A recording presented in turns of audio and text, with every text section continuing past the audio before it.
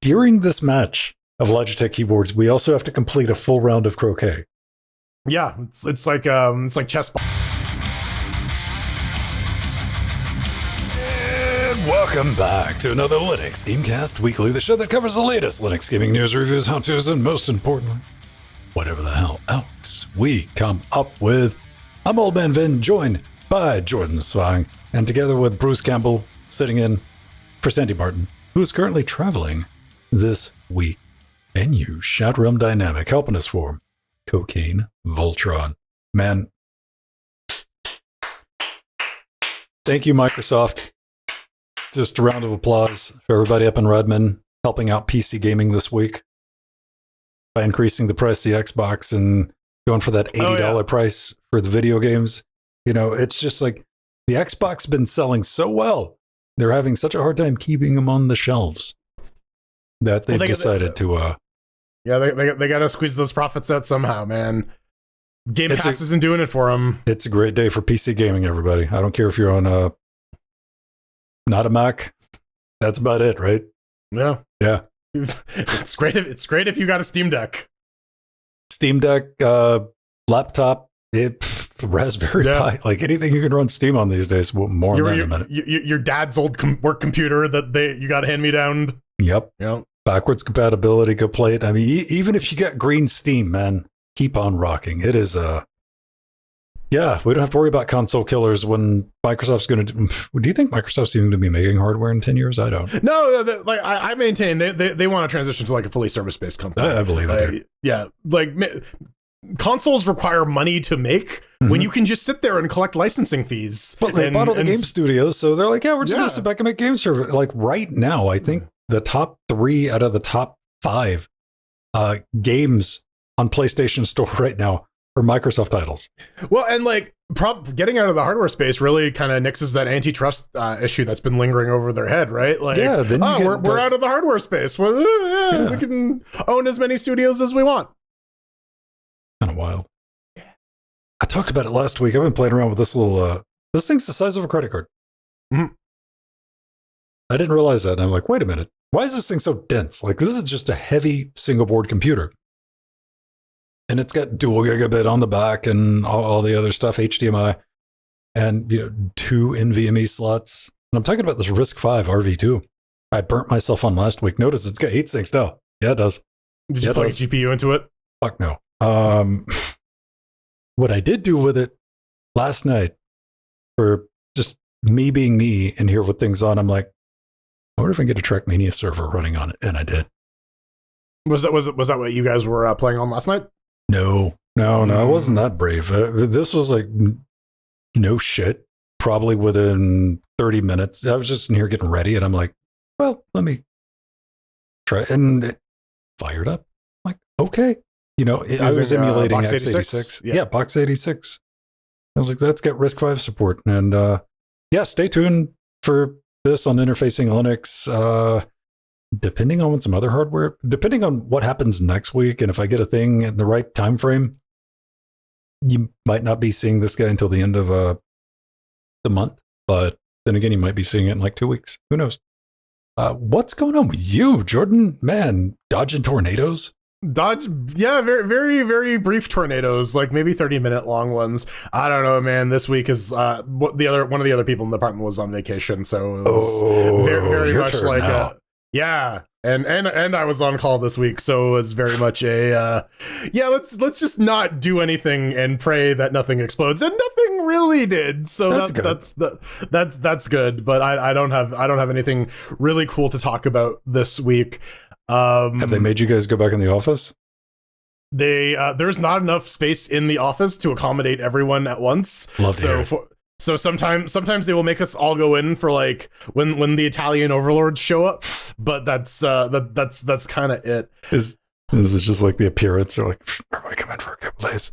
Yeah, pretty much. Honestly, like they want in-person collaboration, and it's like, I can't focus here. There's too many people talking. I'm not getting any work done. But like that's like that was like any open concept office. I really feel people like really misunderstood the value of being able to like shut a door and focus. Blinders. Yeah. Yeah. Oh man, I remember the first time I got an office to myself. Technically, I was supposed to share it with like 2 other people, but they quit, and so it was so it was all mine, baby. Oh man, did you ever have to deal with like the people who got pissy when you shut your door? Yes. Okay. Yeah. These people exist, and like they will hold it like, well, you just keep your door open. It's not very inviting. I'm like, that's the point. Well, and then they also get concerned because, like, Jordan, you close the door and you don't turn the lights on, so there's just a dim monitor light in the back. Perfect working environment. Like, yes, like it's great. No, zero stimulation. Yeah. Fucking neurotypicals, man. They don't understand what is actually required to get work done. And that's what it says in the subtitles when you turn around and you hiss at them. Yeah. Pretty much. Dude, I straight up hissed at someone when they turned the light on. I'm like, what the fuck are you doing? Did you hiss at me? Yes. I would turn the light off. You know what? If I was in that situation today, I would fucking call HR if somebody did that. Yeah. Yeah. Cut on the lights. They're very, very photosensitive, like the horse. Yeah. Oh man, the horse is quite incandescent this week. It's the Steam update. We might have the hang of this now that we have 2 people.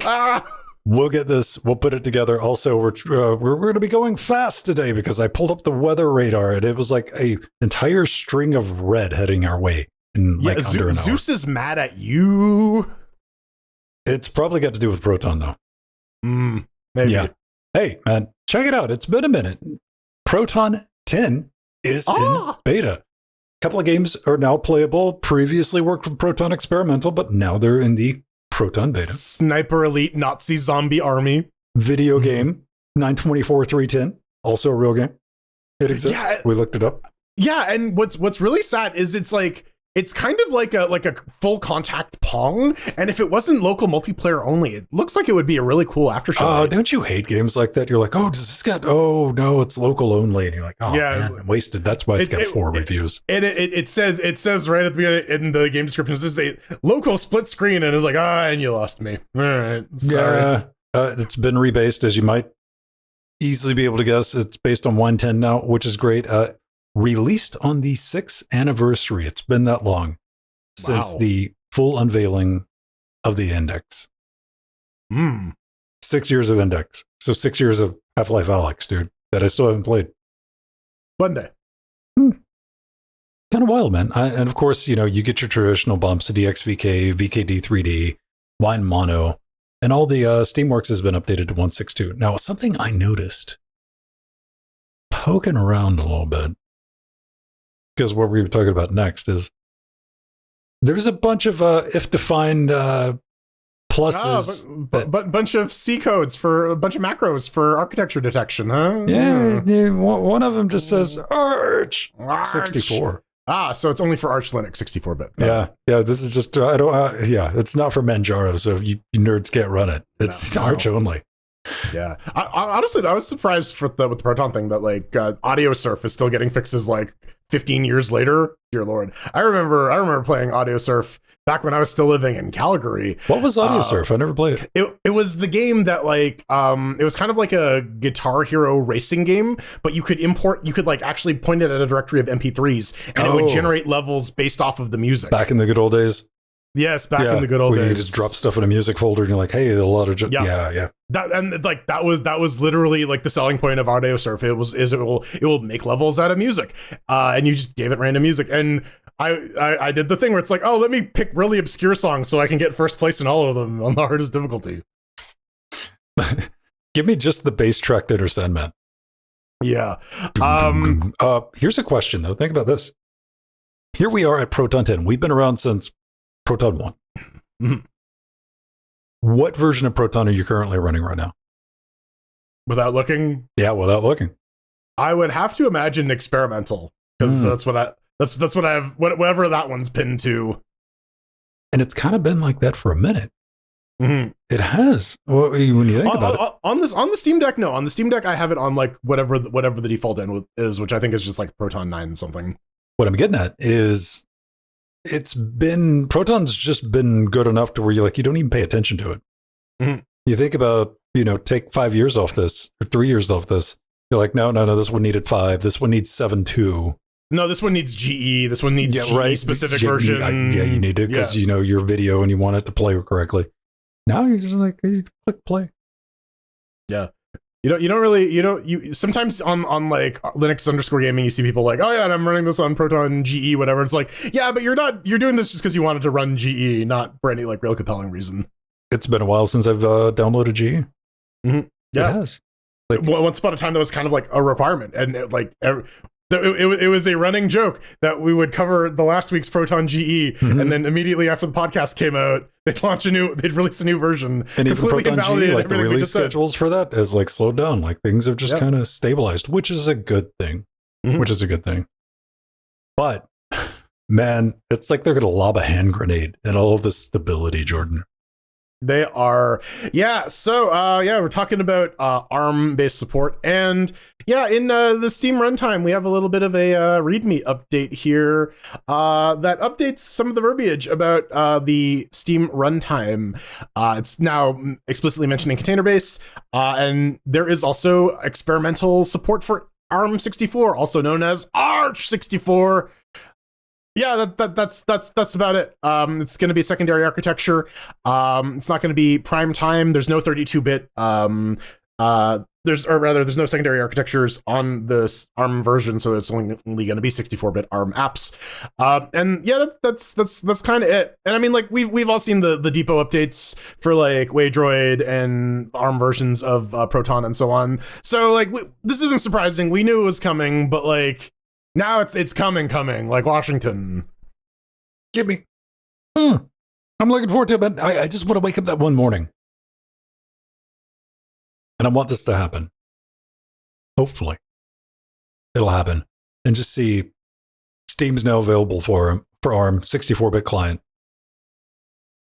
It's going to be a great day. Then I'm going to clutch my chest, and my arms are going to go numb. And that, well, you know. Yeah, I think the pipe dream is something to the effect of, oh yeah, now the Steam app in Android is just like a full version of the Steam client, and you can just launch games in it. Go for it. Now, I think everybody's safe to say this is for their headset, but I want to know, like, having ARM support in the runtime, like, what's that actually do? Benefit-wise. It future-proofs things a little bit, right? Like we're seeing more and more ARM-based systems coming out in terms of like consumer laptops. Apple has been pushing in that direction for a very long time, and it probably makes sense to like continue to extend Valve's strategy of, hey, we don't really care what platform you are writing your game to run on. We are going to provide facilities to run it on anything to basically get that bootstrapped. It works very well with the Steam Deck.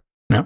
And I guess they're hoping that like essentially they're going to try and bypass the library of like Meta Quest and like other VR titles that have built up for other platforms and say something to the effect of, oh well, we can just run these too. You don't need to worry about it. Well, like when you think about these like little devices, like every one of these has their own little bullshit ecosystem. With like whatever version of like the idea of like, because most of these things are not supported in the mainstream kernel. They're OS tree. Type stuff. So maybe that'll simplify things. I can dream, and especially since I noticed, because ARM's come a long way, and we're finally seeing the work with Collabora. This was done by a gentleman from Collabora, like did this little update here. I'm like, I know they're working on it, because Jordan's on a relatively inexpensive ARM PC right now. Not his main PC, but the PC that you're using right there. And a similar system is capable of running Steam. I did a thing on interfacing Linux for it, which ironically, the last update to Steam knackered that. Oh, I mean, Steam still works, but if you let the client update, they've changed something. And I've just not had time to like go back and like dig through the tea leaves. And there's like me and 4 other people that are interested in playing around with it. So it's not a big deal. But yeah, dude, that's going to be wild. I wonder if like the iOS crowd is excited or gonna like, because there's like still the tech nerds that have like the M4s and they're like, oh, here it comes, gaming's back on the menu. I mean, yeah, especially like I don't know how well Rosetta is performing. I haven't really looked at the numbers there. Rosetta is working incredibly, like there's dedicated silicon inside the M series chips to do that stuff. So yeah, I don't know. I think for people in like non-Rosetta land though, who don't have that, like stuff like this is going to be like crucial to just run software in general. I think like one of the big killers for like pure 64-bit like Itanium was just like the inability to run old software. And I think a lot of CPU makers and a lot of software developers have like really taken that lesson to heart. Like, got to make sure that whatever you release is actually able to run stuff, and oftentimes it's not going to be stuff native to your platform because that requires runway, that requires people to actually use your stuff. It's a bit of a chicken and egg situation, right? Like, as this, we're going to be talking more about it later in the show, but like Box 64 and things along those lines, Rosetta, I get a feeling like, do you think it's just going to be like just architecture agnostic at a point where like it doesn't matter, just go download a version of it of something, you'll be able to run it, don't worry about it. I think we're seeing a big shift to that that direction. Like even in terms of like more broad like containerization efforts, right? Virtualization, dude, you want to see SAD? Let me tell you what SAD is. SAD is Docker hub for RISC-V. You want to see a fucking wasteland, dude? That's unfortunate. I mean, like people are already mad at Docker Hub anyways because they were like going after open source projects. I don't remember how that resolved. Way too much bullshit. Wild. Needs more voxels though. Nah, dude. Everybody remembers your favorite episode of Stargate SG-1 is that one episode, just that one with replicators in it. I read this thing you wrote in the show notes, and my brain is trying to parse it as Chupacabra for some reason. Yes, good old Chupacabra, aka Replicube. I ran across this earlier this week. Open-ended programming puzzle game / toy about writing code to replicate 3D voxel-based objects. You get to solve puzzles, pursue a leaderboard of glory, or just make art and share in-game community. So it's like, oh, this is retro. I mean, this is how old we are. Who remembers voxels? Voxels were the hotness. And I look at this. They're hot now. The Minecraft movie's like the best-selling movie ever now. Chicken jockey. Man, goddamn it. I had to look that up. And I'm like, that's still dumb. This is a Rubik's Cube from hell, people. This is what we got. This is what you're looking at. This is nightmare fuel. Like, I don't want any part of this. This doesn't exist. La. You get the image, and then you have to program something to match that image. Fuck this. Everything about this. No. I guess if you like programming puzzles, this might be up your alley. I really gotta agree with Vuden on like the whole from hell thing. This seems terrible. No. This is too dark to be. I was like, it's like work. I'm like, no, this is darker than that. This is how I torture people, is I give people an option of watching, Red Sonja on loop or playing this. $9.99. It might be fun though. Much in the way Baba is it exists. This thing made me, it does require the distribution released after 2016 OS for Steam OS plus Linux. Make sure you got that. Uses Vulkan though, so that's nice. It does. What I think about stuff like this, I'm like, what can I learn anything useful from this? I guess you could learn how to like endure pain, sort of like when you stick the hand in the box. Okay. And like she has the needle by your neck, and if you pull the hand out of the box, she sticks you with the needle. So if you beat this game, I'm pretty sure you can beat the Gom Jabbar test. I always like transferable skill sets. Like the only like software like modern, it's not even modern, but like what you would consider a modern programming language I ever learned was Lingo for Macromedia Director, and like that was not transferable fucking nowhere, dude. So when I see something like this, is like, do you learn what do you even? I feel like in terms of like matrix manipulation and like linear algebra, maybe it's just probably like teach you those. Yeah. All right. There we go. Go check it out. Somebody wrote into the show. They're like, hey, like the show, pretty decent. Working on a game. It's coming out, and we heard you fucking love voxels. I'm like, God damn, we love voxels, man. This is the Voxel segment of the podcast, by the way. This is all we got for new games. This is a voxel heavy Voxel week, update of the week.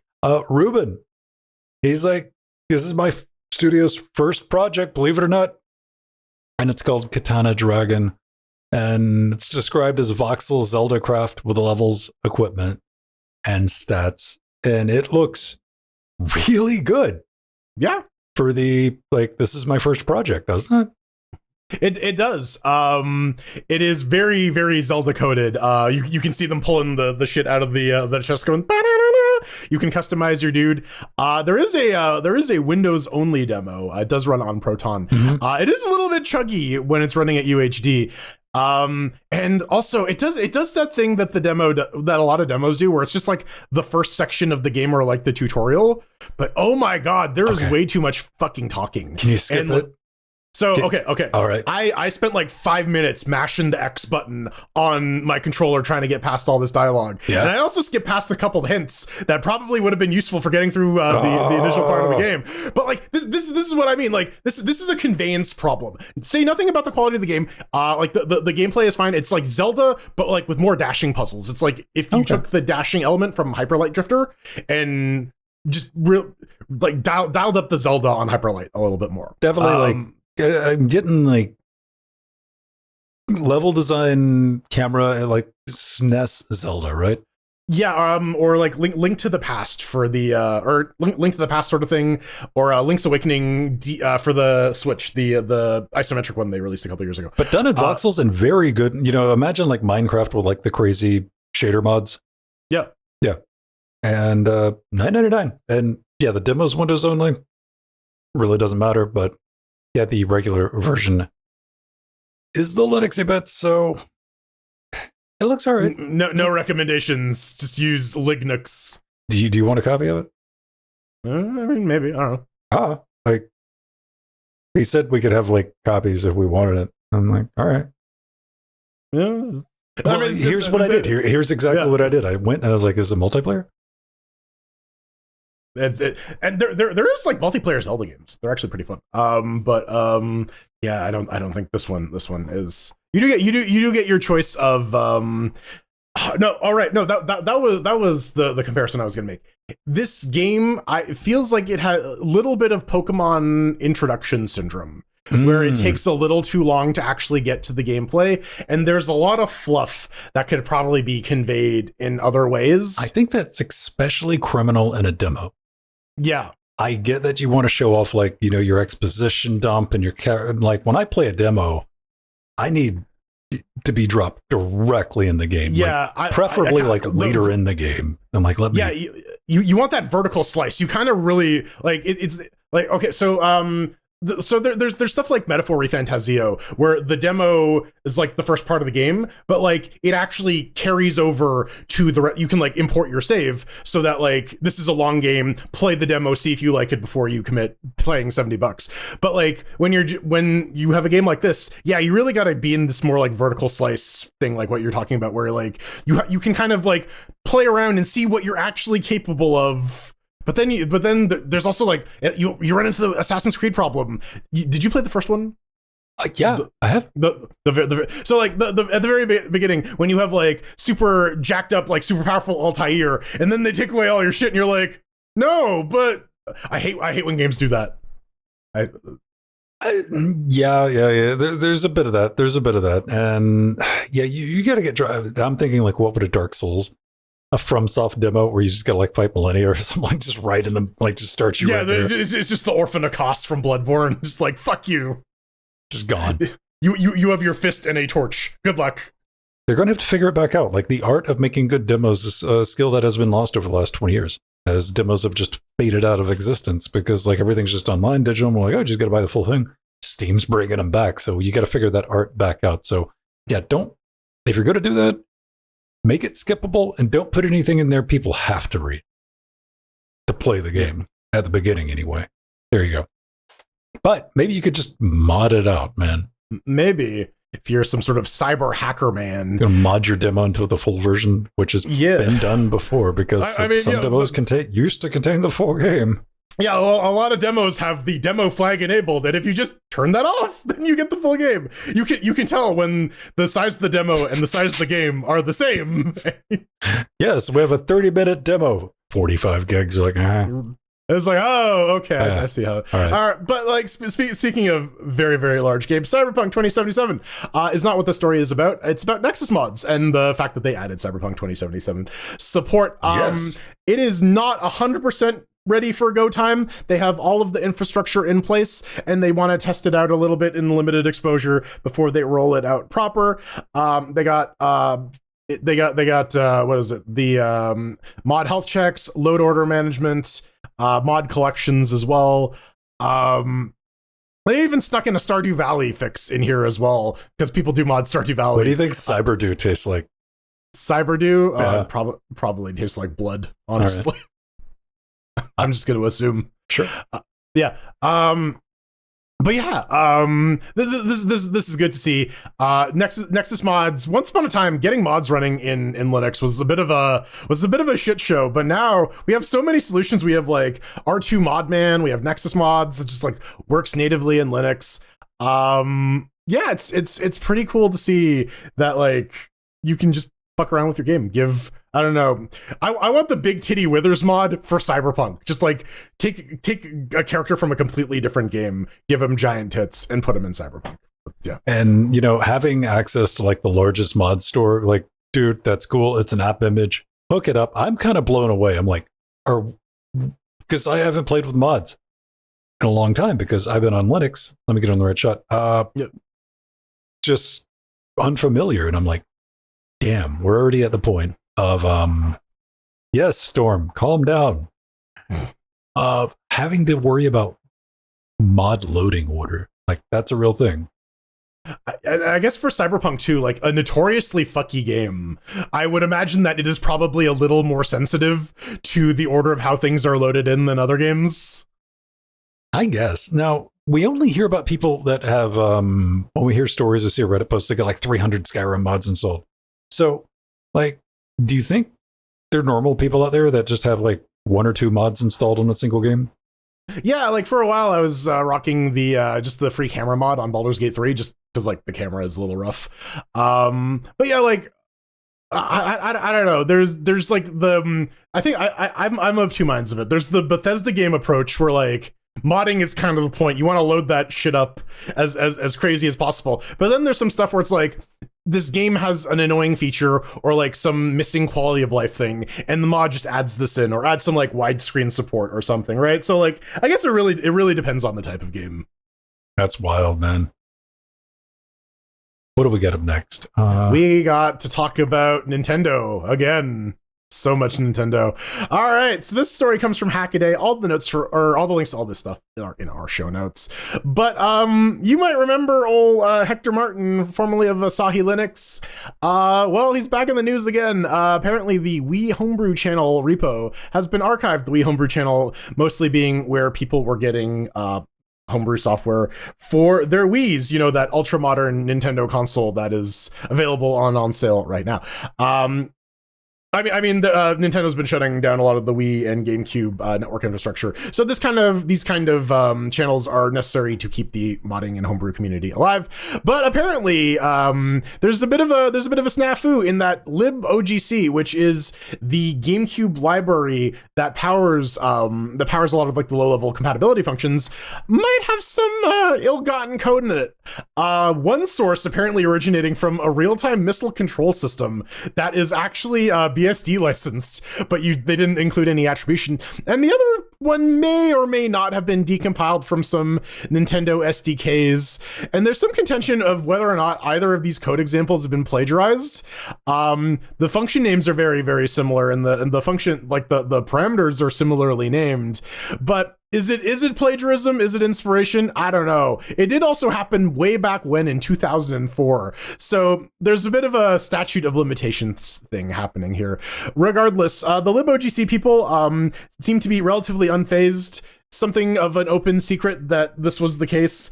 I guess it does open up any people who are publishing homebrew Wii software to legal shenanigans from Nintendo, of which they are often wont to do, and I think that's kind of like the main issue at hand here. The damage is already done in terms of like the code being out there and things depending on it. Now it's just, the question is, does Nintendo care enough to go after these people? Because before they had plausible deniability, now they don't. Yeah, that's kind of wild, man. I went like and looked through that, and it doesn't appear anybody in the homebrew scene that they didn't already know this. Like this is just known forever, and not that it's an excuse, but like the fail overflow repo for HPC, it's not been updated, had a meaningful update since like 7 years ago. So it's now archived, but Hector kind of did it with a side of drama tornado, which is becoming a thing though, isn't it?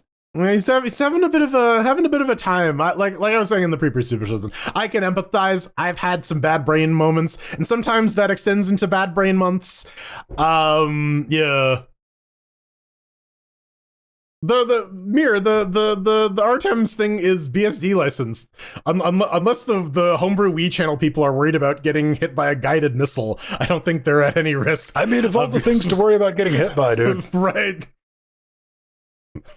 The Artem's people take BSD clause enforcement very seriously. It's like, that was a weird malfunction. Why hit somebody from like Wyoming? And you're like, what happened there? They have the ordinance to back it up too. So see that's how you go after VMware, is you threaten their CEO with a surface-to-air missile.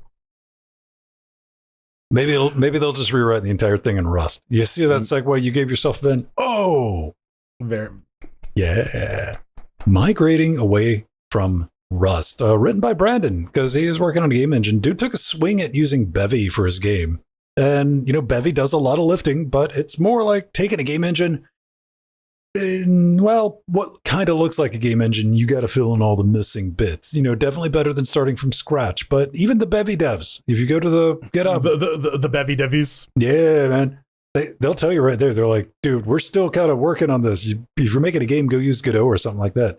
And yeah, Rust game dev still in the early days, and it appears to come with very much the you get to figure that part out tax attached in the area of game dev. And he quotes like, hey man, I started this project with my brother.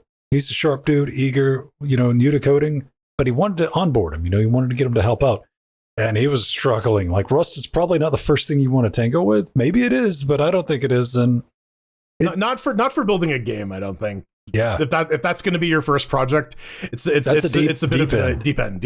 Yeah, dude. And Rust seems to be a good choice for like user space, systems level type stuff. We've seen it working its way into the kernel, but after reading this, dude, at least in its current state, maybe not the best thing for game dev yet.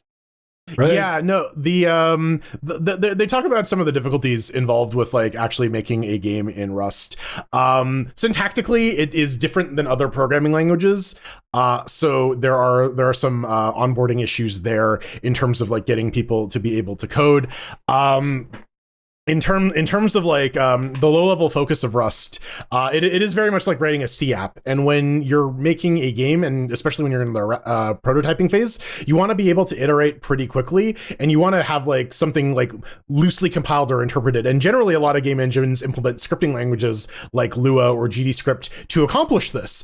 No such thing exists in Bevy right now. You would need to like implement that yourself, which is time that you need to spend implementing this core functionality as opposed to implementing game features. And I think that's where a lot of the difficulty here was. Also, he brings up, as for modern AI driven workflow, ChatGPT doesn't know shit about Rust, which I thought was very funny. But it does kind of speak to the lack of overall examples out there in the wild. You are going to be the one generating these things and trying to figure it out.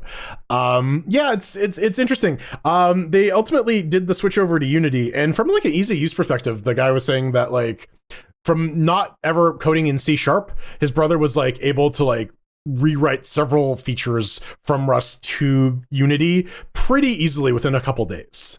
So it goes to show you that like there is some utilities to these engine packages, right? Like, right. They've solved a lot of these problems for you. Like that's what they, that's their goal. And like, give it time. I'm sure they will be the equivalent or, something like with Rust for game dev, but it's not there yet. It's not there. Me, I'm going to stick with code blocks. You know? I'm gonna use MIT Scratch. All right. So I held this up at the beginning of the show. This is a RISC-V board. It's a risky proposition. 8 cores, 8 gigs of RAM. Now this one's going to run you about $60, but the 2 gig version of this, $40, which is pretty dope, man. It's like, yeah, I just play one. I want to play around with RISC-V. You don't have to buy like an exotic Star 5 system that's going to be a couple $100 or anything like that. You just pick this up, start playing with it. It's got the vector units built into it. Like, this is a modern RISC-V box. And Arthurian posted in our super secret Discord, if you're a patron, Twitch sub, YouTube sub, you can come sneak in there as well, about a new RISC-V x86-64. Can we just call it an emulator? Can we get away with that? Maybe. Yeah, it's an x86 emulator. Yeah. Talking about Felix. Felix 86. I'm always going to put an X in there just because I got to, man. Felix XXX, yes, starring Vin Diesel. You always want to run x86-64 programs on RISC-V under Linux because you're a normal person, regular, well-adjusted human being. And I love how, like, all good stories with hobbits, it starts with the HD 7790 or the old AMD card that you have in the drawer that I was talking about last week. I'm like, yep, I need the GPU. Yep, there's the one. I got one of those. I got that exact same card. Well, it turns out, apparently, there's no real new VOS support for NVIDIA GPUs on RISC-V. Who'd have thought? That's shocking. I mean, shocking. Somebody needs to fix it. You need to. Yeah, I'm going to. This is a critical oversight. What is going on with these people? Mark my damn words. Like the day we get the ARM client, I'm going to reply Valve and be like, "Can we get a RISC-V client?" This isn't running on my fucking RISC-V machine. Yeah, dude. But apparently, yeah, adding an external GPU, like this is still very early days, hammering on it, and there it is. There's Stuck's cart finally up and racing, working on self-modifying code. Celeste technically functions. We're talking like 20 FPS technically functions, but better than nothing. And yeah, this is just cool to see. I started to play around with it. I went over to the GitHub and I'm like, you know what? I'll compile this. And I'll build this. Oh, wine. Oh, The Legend of Saltar, my favorite game. Dude, Saltar's up and running. This stuff is progressing like crazy fast. Everybody who starts messing with this stuff, like, you know, we've been blown away by what's been done with Fex and Box 86 and Box 64. And, you know, Felix 86, moving on with RISC, working with 32-bit program support. And hit it over there. I downloaded it. And I got to the point in the README where I'm like, this is taking the Fex approach. So if you're unfamiliar, Fex requires you to have the root file system, you know, set up with all your libraries. And also you got to download that and get that set up. And like, oh, the easy way to do that's QEMU. I'm like, yeah, it is. And guess, ironically, the official version for this board from Ubuntu doesn't include support for RISC-V on QEMU. Weird. So I started compiling QEMU on RISC-V. Then I realized I got better shit to do. All right, like I remember compiling QEMU on ARM on fucking plug computers. Yeah. Now we're in 2025. I got ARM PCs that will chew the fuck through QEMU. This ain't that. This is old school. Like this is the Raspberry Pi 1 level of performance. You go put it somewhere and let it finish eventually. So I tried Box 86. Actually, I used Box 64 and I compiled that with RISC-V support and actually ran a Trackmania server. So I was like, pretty cool. Go try this out if you got a RISC-V board. Hopefully, we're going to see more and more of this. Mm-hmm. No, and again, talking about how we really like the best way to like ensure that your platform is able to succeed long term is just being able to run software. Period. Doesn't matter that like it's not RISC-V software. Write RISC-V software to run ARM software, x86 software. Well, I'm glad that we're getting affordable RISC-V coming out for the type of people who need a hobby instead of usable device. You know. Because I know you're out there. Run those gearling ass server farms, yeah. I am saying, like, some people want a project to work on, and like that's what ARM's been for a long time. And like ARM's getting frighteningly mature. Our ARM is boring these days. If you want to go back to like, you're going to be building 90% of the stuff you're going to be running, RISC-V's got you covered, man. Which is good. You're going to learn a lot of shit. You're not going to learn how to type on a gamepad. No. This one is from a guy who has the fucking name of either a Final Fantasy villain or protagonist.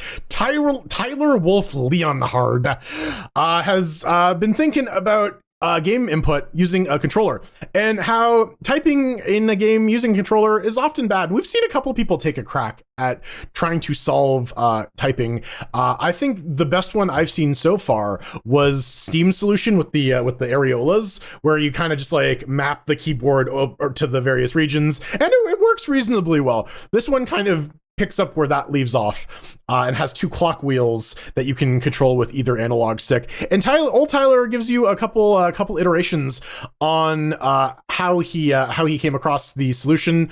There's solely an inner ring. There's one with an outer ring. Futzing around with the spacing. Eventually, option number 4 banishes the letters Q, Z, V, X, K, J, and P to the Shadow Realm, aka you need to hit one of the shoulder buttons if you actually want to type those characters. However, he does say that in terms of actual typing, that layout is the best. And I have to agree. I spent a little bit of time trying to type with all of them. And yeah, you don't really use those characters too much. And I say this as a guy whose name starts with one of the characters in the banished list. And I had to like do it twice. So it's interesting. I don't know if this is the be-all, end-all solution to the typing on a gamepad problem, but it is still cool to see that people are thinking about it and coming up with new and innovative solutions, and hopefully not sticking patents on them so that other people can fucking use them in their games. I want this. Now, you imagine everybody's familiar with like the areolas on the Steam, just the round pads, right? Yeah. Yeah. And this is like pizza cut up, really thin slices. Yeah. Chop, chop. And you touch different areas. And you got the key in the, one character in the middle. I want a fully mechanical version of that built into a Steam style where I hit another button. This pops up out of the controller and it explodes like the explodey fingers from Ghost in the Shell. Like it's all steampunk, hyper mechanical, and like then I can press it, then it clicks back in and falls back in. And it works like once. Yeah, no, it traps you inside of it, and then you gum up the gears. Yeah, and it's got Hellraiser box symbols on it. Yeah, no, then fucking Pinhead shows up afterwards. Yes. Like, we have such sights to show you. This is what were they called? The Xeno Fuck, it's Cenobites. Yeah, Cenobites. Yeah, dude, I want the Hellraiser. God damn it! No, I want that now. Yes. This is interesting, man, because nobody, you know what happens? You start typing on, like, that comes up on your home theater PC, you reach over and you get your keyboard out. Yeah.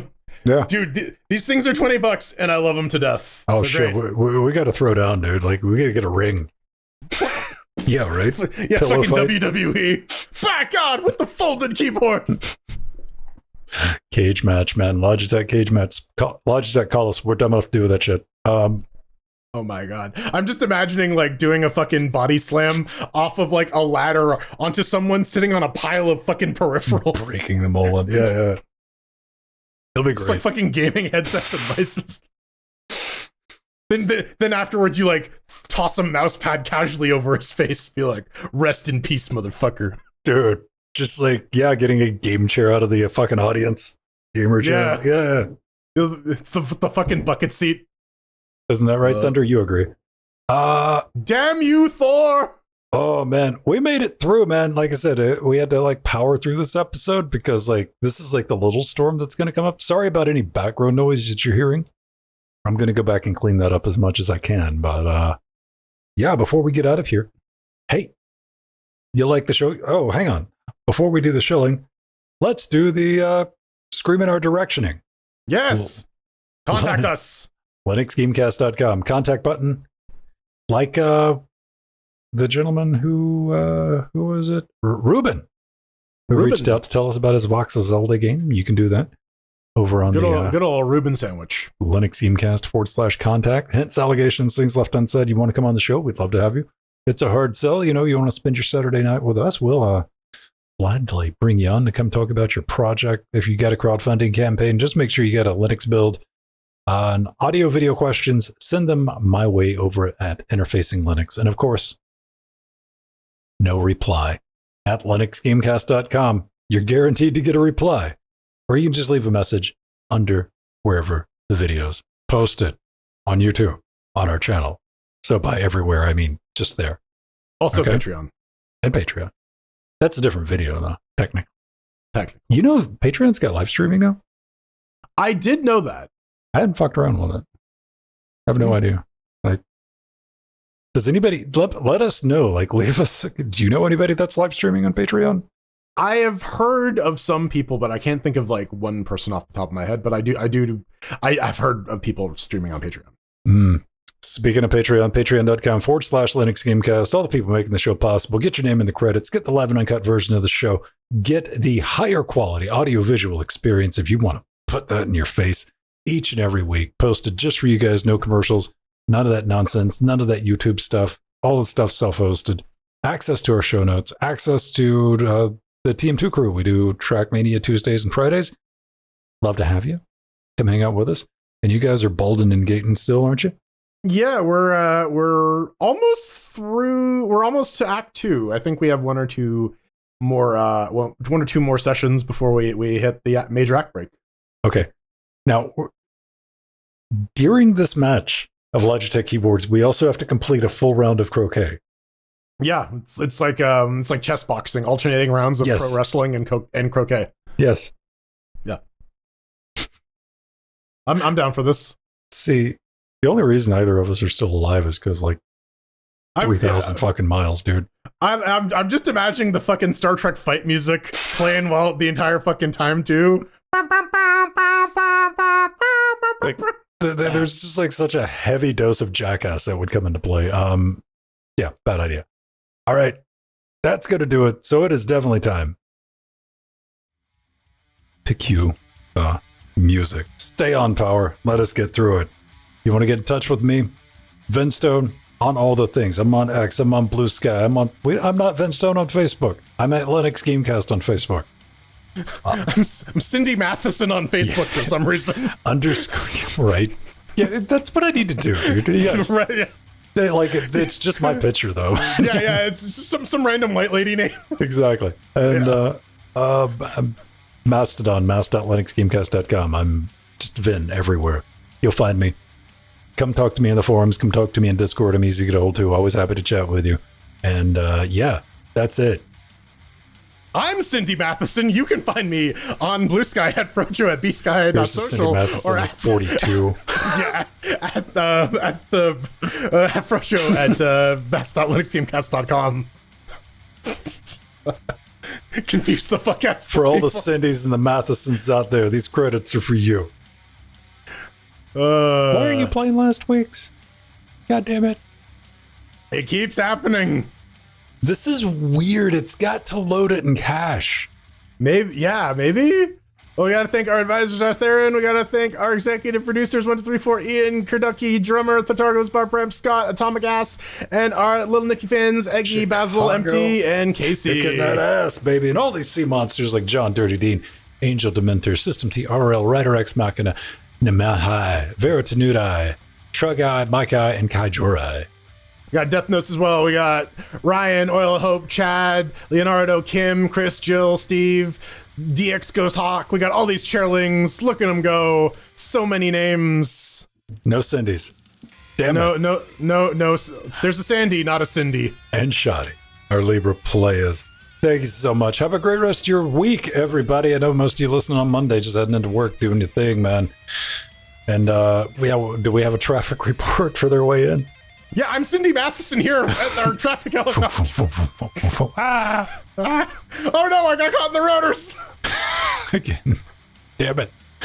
Oh no, that's too dark. Shut up. All right. Hey, Jack. Wait. Wrong word. Bad phrasing. Yeah, not in the helicopter. You don't want to do that. Dying of fire, everyone. Bye-bye. We'll see you next week. Checked out of the helicopter. 5 dudes.